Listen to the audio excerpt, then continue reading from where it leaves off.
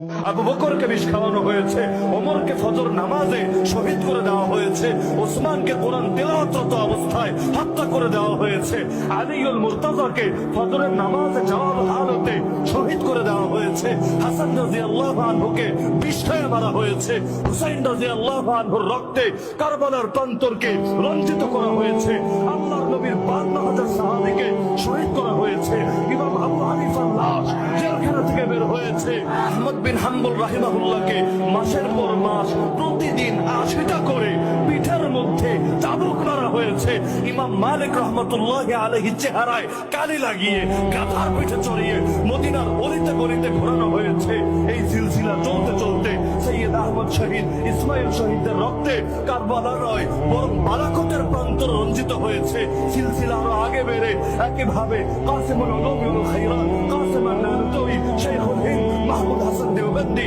শাইখুল আরবি ওয়াল আজম হুসাইন আহমদ আল মাদানী, শাইখুল তাফসীর আহমদ আলী আল লাহোরী, তাদের রক্তের নজরানা সামনে আসতে আসতে সর্বশেষ আমাদেরও আকাবির এবং অনেক আশিকের রাসূলের রক্তে শাপলার প্রান্তর রঞ্জিত হয়েছে।